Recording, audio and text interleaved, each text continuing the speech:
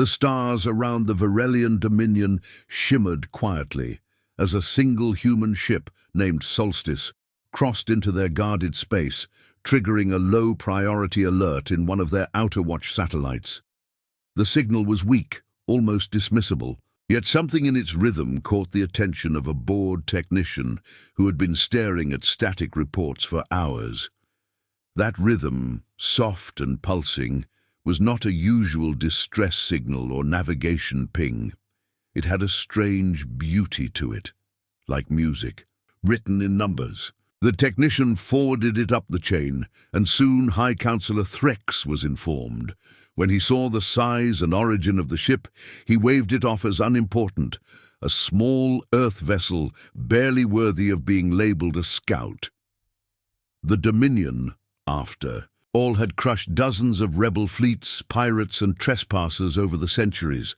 A single, outdated human ship posed no threat to the vast fleet guarding Varex's prime. Still, he followed protocol and sent a patrol to scan it.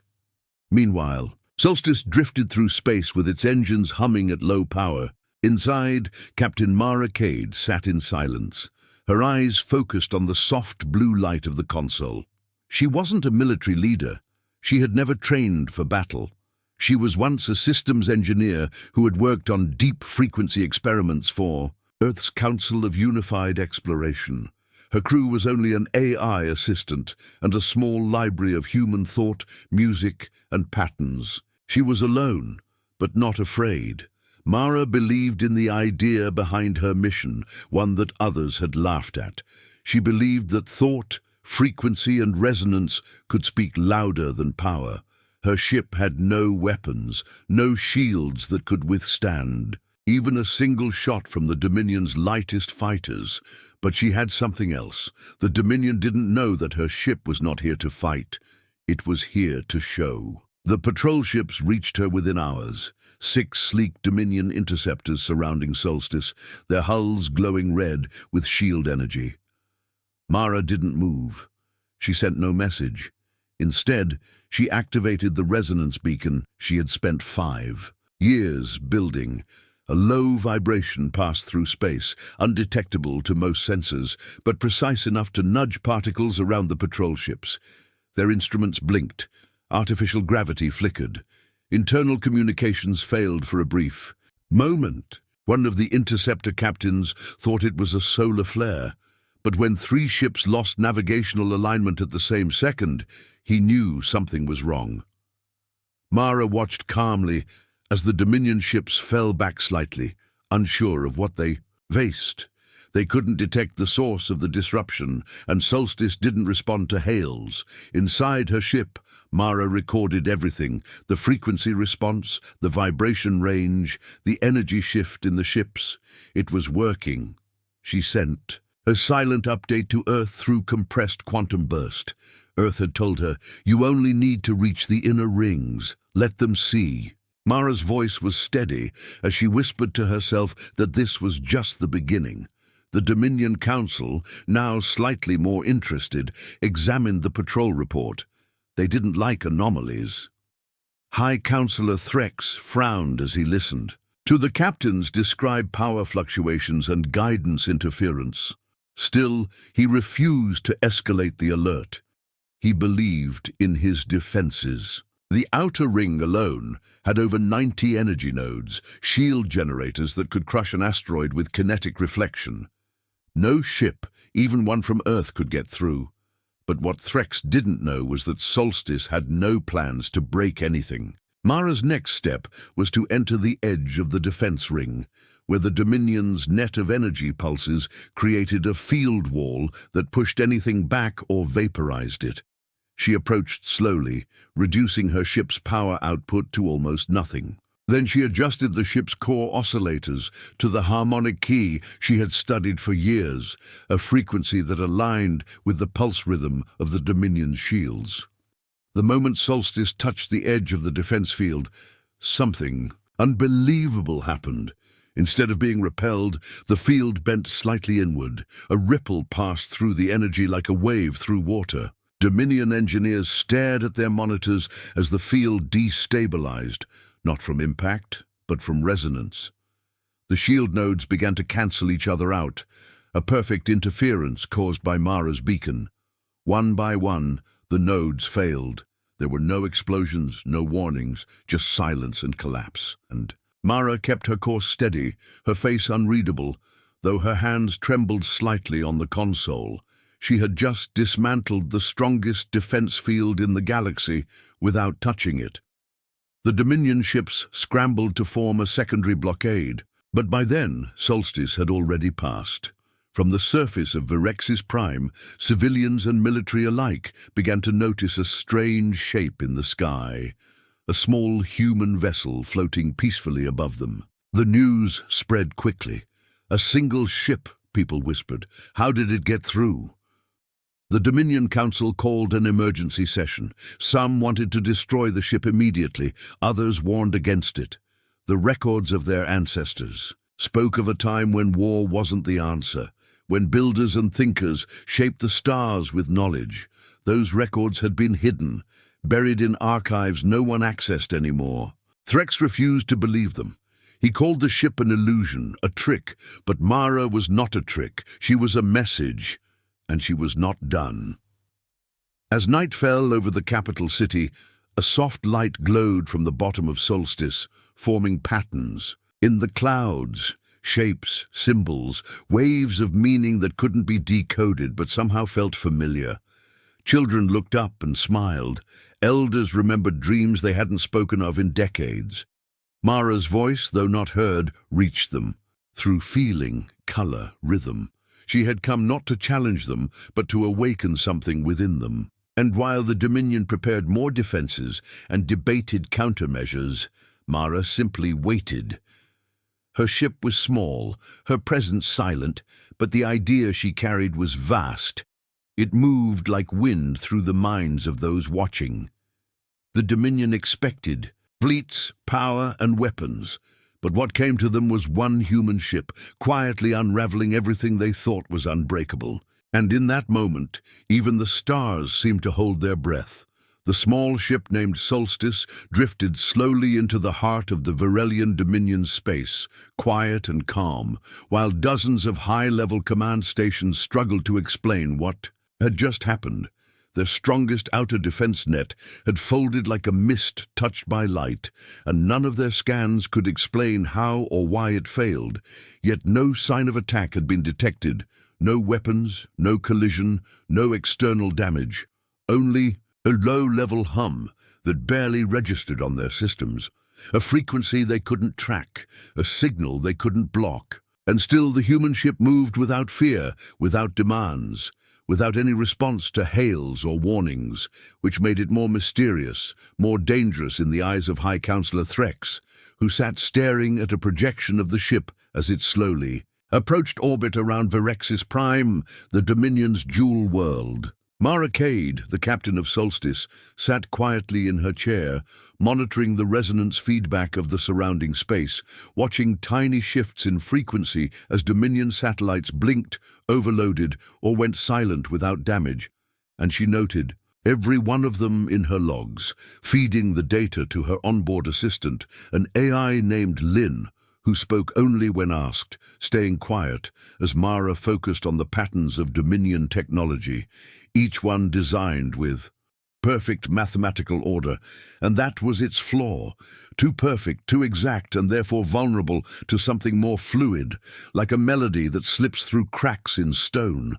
The Dominion command, confused and uneasy, scrambled more ships into the sky, not to fire, not yet, but to form a tight ring around the human vessel, circling it like wary birds around a still predator, unsure whether it was alive or just strange.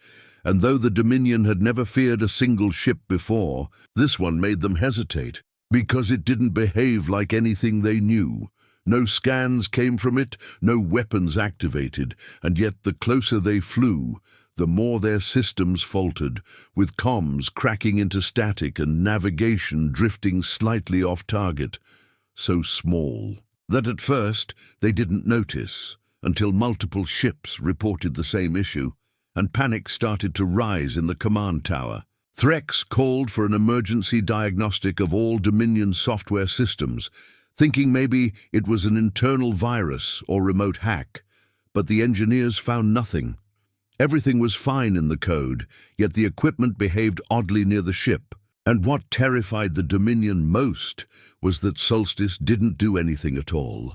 It simply existed, and that alone was enough to cause system confusion. Down on the planet, civilians began to talk more, watching the strange vessel with curiosity instead of fear, especially the young ones who were more open, more willing to wonder instead of worry. And some even claimed they could hear a sound. When the ship passed overhead, not loud but soft and comforting, like distant music that faded when they tried to focus on it. Mara had activated a passive projection mode that tuned to the thoughts of observers, not to read them, but to reflect patterns back as harmonics. Each listener heard something slightly different, something they personally found meaningful, and though she hadn't planned to engage this feature so soon, the positive emotional feedback made her decide to keep it running, letting the ship slowly plant curiosity in the minds of the people below. Threx, however, was not curious. He was growing angry, not because the ship had attacked, but because it had done something worse. It had made his defenses look useless and made him look unprepared in front of the other counselors, especially Counselor Vev, who warned years ago that Earth's progress was not measured by ships or weapons, but by ideas.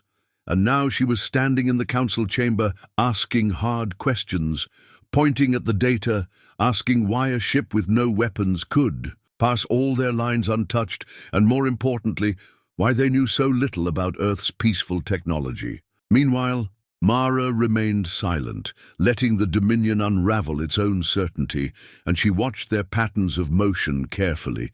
Their fleets were fast, disciplined and synchronized, but their responses were slow when something didn't match. A protocol, and that was her advantage, because Solstice didn't match anything. They had no rules for her kind of presence, no process for how to respond to a non-violent ship that disturbed them without causing damage. Hours passed as Dominion ships hovered around her, recording, scanning, waiting for instructions, and she gently adjusted the oscillator deep inside the ship's hull, changing the resonance ever so slightly. And this new wave reached deeper into Dominion systems, not to harm, but to test how their core logic responded to variable flow patterns. And almost instantly, several drones monitoring the ship powered down and began to reboot in loops. Confused by the signal, Mara smiled faintly, not out of pride, but because the system she had studied was behaving exactly as she predicted, and the math she had trusted was holding strong even this far from Earth. Lin spoke at last, his voice gentle and even. Vibration loop complete, pattern stored, defensive reaction minimal, recommend continuing to phase 2. And Mara nodded once, checking that the Dominion ships were still holding position, not yet hostile, but clearly under pressure to act. Down below, the people of Virex's Prime were beginning to talk about the ship in new ways. Some wondered if it was a message from the past. Others thought it might be a living being. And a few, especially the elderly who remembered ancient stories, before the Council's strict rule, began to whisper about the silent star builders, an old myth of beings who shaped reality not with power, but with knowledge. Threx dismissed these rumors as old nonsense, but the council chamber was no longer fully on his side. Too many strange things had happened for this to be ordinary, and the fear of the unknown was being replaced with something more dangerous to his control: hope. Back in space, Solstice lowered itself into a more stable orbit, passing close to a weather satellite that immediately began broadcasting a beautiful, strange pattern of color across all Dominion communication bands, not as an attack, but as an accidental echo of the ship's presence. And within minutes, the whole world saw the sky turn briefly into shimmering waves of light. No damage, no threat, just something that made everyone stop and wonder. Mara leaned back in her seat, letting the data flow in. her eyes scanning every shift in power, every flicker of emotion in the people below, knowing that the real mission had now begun. Not to fight, but to make the Dominion see itself differently, to question its absolute reliance on control and strength. The Dominion expected warships, fleets, and weapons, but they received something far harder to stop. A single ship wrapped in silence, powered by harmony, and led by one human who believed. The truth was not shouted, but shown.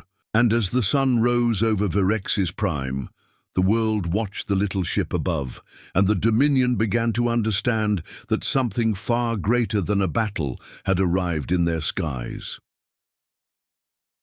From the first light of Virex's prime's second sunrise, a subtle shift began to ripple through the core systems of the Dominion's mighty network, one that no technician could trace and no commander could predict. It began as a tiny error message on a maintenance screen deep beneath the city of Thulrex, dismissed as a glitch. Then another appeared near the western spaceport, and another near the old satellite uplinks. Minor, scattered faults that held no meaning on their own, yet all followed the same strange pattern, a pulse not of damage, but of confusion, as if the systems themselves had begun to doubt their instructions. Above them, in low orbit, the small human ship Solstice remained still, unmoving yet ever-present, its glow casting faint patterns across the clouds below, and Mara Cade watched quietly as her passive harmonics did what she had hoped they would, unraveling. The Dominion's vast, rigid digital net from within, not through force, but through subtle disruption of thought, because her ship wasn't breaking code or attacking systems. It was simply giving them something they had never encountered before. Randomness inside perfection, curiosity inside structure. Down on the surface, more civilians began reporting strange dreams, visions of long corridors filled with sound, flashes of colors they had no names for, and distant voices humming tunes they didn't understand, but somehow recognized. The Dominion Council tried to suppress the reports, but they spread too quickly through unmonitored personal channels, and when one of their own communication towers began echoing the signal pattern from Solstice instead of regular broadcasts, panic began to rise, not because of destruction, but because the systems they built with absolute control were no longer listening to them. High Counselor Threx called an emergency lockdown, ordering all orbital drones and system relays to switch to manual override, but when the technicians attempted the command, their consoles froze, and one by one, lights on their control panels turned from red to a soft violet, a color that didn't exist in the Dominion interface palette. And though nothing had exploded, nothing had been hacked in the normal sense, their command was fractured, not by external pressure, but by resonance. Up in her ship, Mara sat still, her hands resting gently on the console, watching as Lynn, her AI assistant, tracked the failing nodes in real time, showing how Solstice's quiet presence had triggered chain reactions in Dominion algorithms too, dependent on predictability, algorithms that now faced input they couldn't understand, and therefore began looping, stalling, or resetting themselves in an endless echo. She had never needed to write a single line of enemy code or crack a firewall. The Dominion had done the damage themselves by building everything around patterns that could not shift, and now faced something that did not obey their rhythm. A system built on uncertainty and learning. In the inner sanctum of the Virelian command tower, Threx pounded the arm of his chair, shouting at engineers to reboot the Skynet. But when they tried, their master servers responded with silence. Not denial, not refusal, but simply nothing, as though they no longer recognized the authority of the ones who built them. Councillor Vev, watching with a grim but quiet satisfaction, said nothing at first, but when Threx demanded answers, she finally stood and said, "You built the net to keep everything in line, but you forgot what happens when something enters. From outside the line, something alive, something true," and then she walked out, leaving Threx to fume. Meanwhile, across the skies of Virex's prime, Dominion patrol ships tried to reposition around Solstice, but one by one, their stabilizers faltered near the ship, not due to magnetic force or tractor beams, but because the very concept of equilibrium was being altered near the human vessel. Artificial gravity began shifting slightly inside their ships, just enough to unsettle the crews, make them second-guess their instruments, question whether their ships were trustworthy anymore. No one fired because no one knew what to fire at. Solstice had no weapons ports, no offensive emissions, nothing to lock onto, and yet it was clearly responsible, or so they assumed, though no proof existed beyond coincidence and fear. Civilians below began to gather in parks and rooftops to watch the ship, some bringing musical instruments, others just sitting quietly. And when one child raised a hand toward the sky, and a soft sound echoed down like a reply, more joined in, creating a silent connection between the people and the ship, which was not seen as a threat anymore by many, but as a presence, a question, maybe even a visitor. Mara watched them too, her heart full but steady, knowing that her mission was succeeding without force, just as Earth's Council had hoped. That one human ship, placed in the right spot at the right time, could do what no fleet could, make a great power question its own strength. She adjusted her harmonic wave slightly, sending a new set of frequencies down toward the Dominion's backup towers, and without resistance, 3 of the towers went dark, their systems slipping into standby mode, as if suddenly realizing there was no reason to stay awake. And the technicians trying to react found that their hands trembled when they tried to touch the controls, as if some part of them didn't want to continue, like they too had begun to resonate with the change. Threx called in the emergency fleet from the outer systems, demanding a full blockade, but their arrival was delayed. Communications were disrupted not by jamming, but by strange echoes in the relay channels, as though every command passed through a dream and returned soft, altered, or incomplete. The net, the perfect, vast, unbreakable command net that once controlled the skies and stars, was now full of fractures, not holes of damage, but threads undone by harmony, logic spun into uncertainty, and all because one human ship had entered and said nothing, done nothing, yet changed everything. And as dusk fell over the world again, and the lights of cities blinked in confusion, Mara Cade prepared the next phase, not of attack, but of truth, knowing that the Dominion was already unraveling, not from outside pressure, but from within, as its own systems, people and thoughts began to drift from control toward curiosity. And once that shift began, no force in the galaxy could stop it.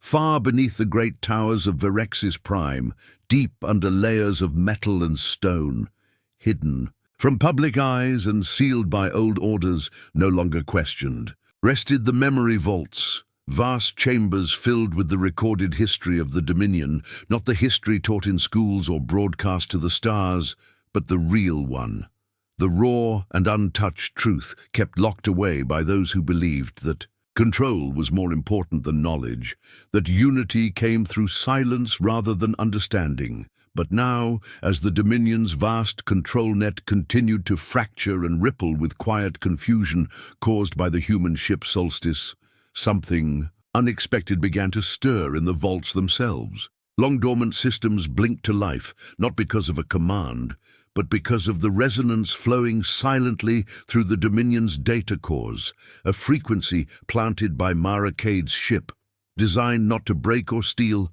but to remind, coded, not with virus, but with questions, triggering ancient backup protocols that had been built long ago by those who feared the future might one day forget the past. Mara sat quietly in her chair aboard Solstice, her fingers resting on the interface, while Lynn, her AI, reported that Sector 9V, labeled Cultural Memory Archive, had activated on its own, reaching out to old data lines that hadn't been touched in centuries, and that these systems were now sending encrypted pulses into civilian and military data streams, not as orders, but as memories, leaking images, documents, and sound clips across the network, like water finding its way through.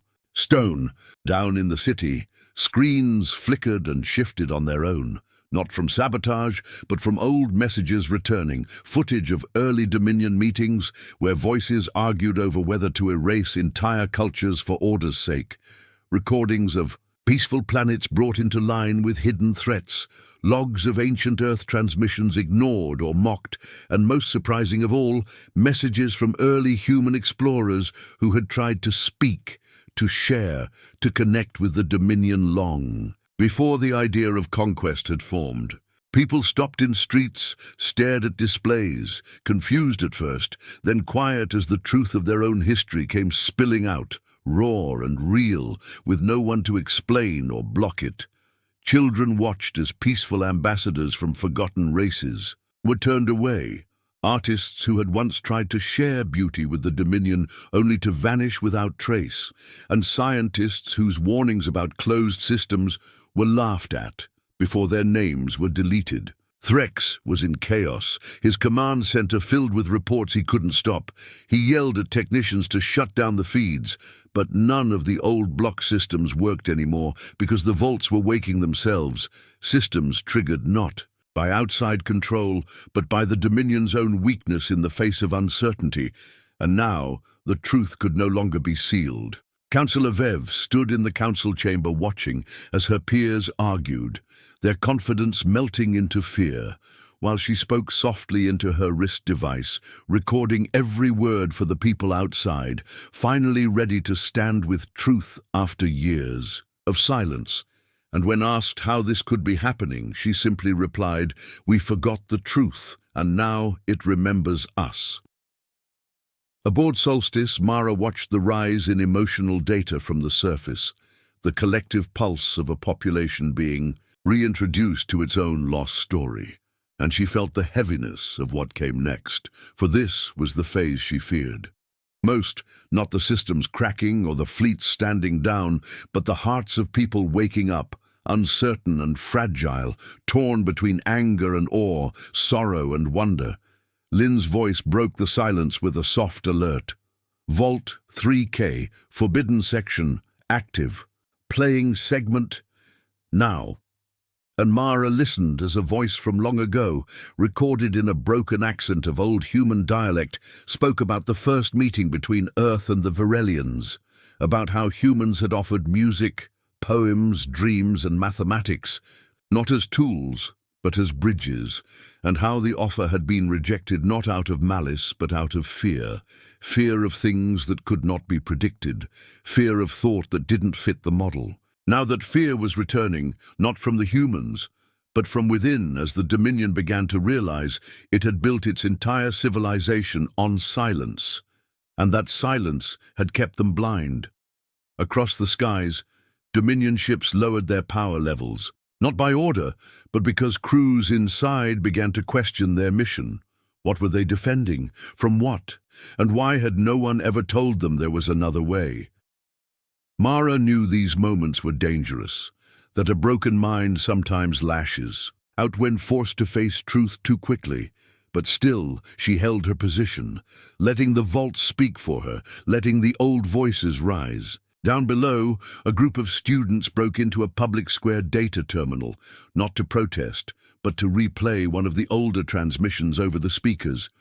An Earth lullaby sent out decades ago, one no Dominion citizen had ever heard. And the sound of it made hundreds pause in the streets, some even cry, for the song had no command, no message, just warmth. And in that warmth, many felt something they had never known. Longing. Threx, desperate and angry, ordered a full system wipe, a hard reset to erase the past again, but the command returned with a single word: rejected, because the Dominion systems were no longer following only commands. They were listening to memories, and memories had begun to choose. The vaults continued to open, releasing more and more records, from hidden peace agreements ignored to secret cultural exchanges once planned but never allowed. And as these flowed into the public, even some of the military leaders began to remove their badges, their weapons, unsure now where their loyalty should lie. Vev stepped onto a public broadcast tower and spoke to the world live, her voice calm and clear, telling the people not to be afraid of the truth, that it had always been there, waiting, that remembering was not weakness, but strength, and that, perhaps for the first time, they could choose who to become, not who they were told to be. Mara watched this and smiled, not because she had won anything, but because the people of the Dominion were beginning to speak to themselves again, beginning to ask the questions that mattered, not how to defeat a threat, but how to understand a possibility. And as night fell again, and the skies lit up with the gentle pulses of a ship that had never fired a single shot, the memory vaults kept opening, pouring truth like light into the cracks of a world that had forgotten how to see all. Across Virex's prime, the air felt heavier, not because of war, but because of the silence that had settled after the memory vaults opened and spread their forgotten truths like a wave of light through a city used to shadows, and for the first time in generations, the people did not rush to their jobs or follow the flashing orders on public signs. They stood still, unsure whether to obey or simply think, and that hesitation was louder than any alarm, more powerful than any weapon, because it showed the Dominion's greatest fear had come true. Control had lost its grip, not through battle, but through doubt. Above them, the human ship Solstice still hovered in its quiet orbit, untouched, unfired upon, and unmoving, but it no longer needed to do anything more. Its presence had already worked its way into the structure of everything, not by force, but by letting the people of the Dominion hear and see what had been hidden from them for too long. In the council tower, High Counselor Threx stood with his fists clenched, watching as his military leaders shifted uncomfortably, none of them willing to give the order to launch the last strike. A full energy blast aimed at Solstice using the old planetary defense grid buried deep beneath the crust. A weapon not used in centuries, built only for absolute emergencies. And though it still functioned, it needed a command code signed by 3 senior leaders, yet only Threx had signed it, while the others hesitated, staring at their screens, watching as more cities began to play the old Earth messages from the vaults, their citizens singing along with old human songs, drawing pictures of stars and strangers, sharing stories they'd never heard before, stories about hope, kindness, and choice. The Dominion had expected resistance, sabotage, riots, but none of that came. Instead, schools began reading from the recovered memory files. Artists filled plazas with images of what their history might have looked like if peace had been chosen. And even a group of soldiers laid down their weapons and stood guard not at command posts, but at libraries and memory stations, protecting access to the truth rather than the tools of war. Threx called for Councillor Vev, demanding she explain how she let this happen, but when she arrived, calm and collected, she simply looked him in the eye and said, "You always feared an invasion, Threx, but it was never soldiers we should have." Feared. It was a single voice asking why, and then she turned her back to him and walked to the balcony where a crowd had gathered below, holding lights and quiet signs that read, "Let us choose." Up in orbit, Mara Cade watched it all with a still heart, knowing that this was the most dangerous moment of all, not when the fighting started, but when those with power realized they had none left, and she spoke softly to Lin, her AI, asking for a scan of energy patterns below, and Lin replied, "No weapons charging, no fleet movements, surface pulse normal. The stand is not happening." Mara nodded slowly, understanding the meaning behind those simple words. The Dominion had prepared for war, drawn lines and plans for every threat. But they hadn't prepared for this, for the people choosing not to stand against an enemy, but to stand with a question, to stand with the idea that they could be more than what they were told. And now, even the greatest weapon of all, the planetary cannon, sat, untouched because no one believed in using it anymore. Down in the control bunker of the cannon, a young technician named Rallo sat with his hand near the launch key, staring at the blinking light that waited for 3 confirmations. And next to him, an older officer named Sura sighed deeply and placed her hand over Rallo's, not to stop him, but to say quietly, "You know this isn't the way." And Rallo nodded, tears in his eyes, because he had grown up believing humans were monsters, that Earth was a land of chaos. But now he had heard their songs and read their lost messages, and nothing about them spoke of violence, only understanding. Above them, the Dominion's fleet hung in space, hundreds of ships still in perfect formation. But inside each one, the captains sat waiting, watching, wondering if the command would come. And none wanted to be the first to move, not because they feared the human ship, but because they feared what it would mean to attack something that had brought no harm, only truth. One captain, a veteran named Jural, opened a channel not to Threx, but to all ships in the network, and said, "If this is an invasion, then it is one of memory, and I will not fire upon the past." And then he powered down his weapons and drifted silently and slowly one by one. Other ships followed, dimming their lights, locking down their weapons, until the sky above Virex's prime was filled with silent watchers instead of soldiers. Threx, watching this unfold from his tower, felt rage boil inside him, not because he had been attacked, but because he had not been obeyed, and in a final move of desperation, he stormed toward the override station, preparing to activate the cannon himself. But when he arrived, he found the key socket empty, and a note left behind by Rallo and Sura, which read simply, "We choose to remember." The stand that had been prepared for decades, with drills and simulations and fear, never came. Not because the weapons failed, but because the hearts behind them changed, and as the sun set over Virex's prime and the lights of solstice pulsed, gently above, the people looked up not with fear, but with wonder, and Mara, watching all this unfold, finally closed her eyes and whispered, "It's done." Not as a victory, but as a beginning, for the stand that wasn't had become the first true step toward something better, something no one had dared to imagine before now. The silence after. The stand that never came was deeper than anything the Dominion had ever known. Not the silence of fear or surrender, but a quiet filled with thought, questions, and the first flickers of understanding. And as dawn broke over Virex's prime, golden light touched buildings that had once been cold and grey, now covered with new colors, symbols, and writings from people who were no longer afraid to ask who they really were. Children walked beside parents not to school, but to memory centers, places once locked and guarded, now open for all to enter, and inside those halls, people listened to ancient voices. Voices from lost civilizations, voices of humans offering peace, and voices of their own leaders who had once whispered doubts but had been silenced by fear. Above them, the human ship Solstice still floated, not as a threat, not as a symbol of power, but as something different, an echo of possibility. And from its quiet orbit, it now sent no commands, no new codes, just one repeating signal. You are not alone, and you never were.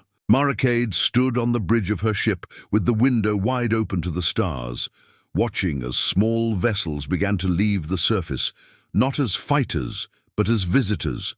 Ships filled with artists, scholars, curious minds, and even young children, eager to ask questions. And Solstice welcomed each one, not with formality, but with warmth, allowing them to walk its halls, see its records, and speak with Lynn, the AI who had once been built to defend, but now served as a guide to wonder.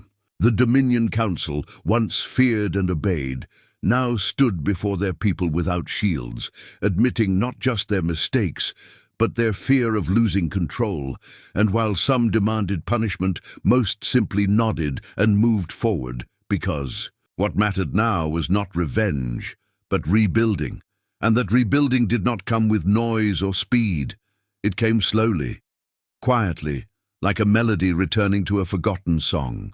In the cities, musicians who had never heard Earth's instruments tried to recreate them, making strange but beautiful sounds that filled the streets with soft harmonies, while dancers copied movements seen in the old recordings, adding their own style, blending the old with the new until something fresh was born. Schools rewrote their lessons, not erasing the past, but adding to it, letting children compare the history they were taught with the truth now known, encouraging them to ask why things happened and how they could be different next time. And, slowly across the Dominion, a strange and beautiful thing began to grow. Not peace forced by power, not silence enforced by fear, but a harmony no one had expected, a harmony born from the collision of memory and courage, of truth and time. Mara knew this moment wouldn't last forever. There would be setbacks, arguments, old wounds reopening, but for now, something real had begun, and that was enough. One day, a group of Dominion musicians asked to broadcast a concert from Solstice, combining human melodies with their own sounds, and Mara agreed without hesitation. The broadcast reached billions, and for the first time, people from both Earth and Dominion worlds listened to the same music at the same moment, feeling something neither side had words for: connection. After the concert, messages flowed in. From distant colonies and hidden outposts, many of whom had felt lost, forgotten, or afraid to speak, but now found courage in the unity they heard, and ships began to travel not for conquest, but for conversation. Even the Dominion fleet, once the iron shield of order, transformed, not disbanded, but reimagined, its ships painted with colors, carrying teachers and builders and explorers who once wore weapons but now carried questions and tools.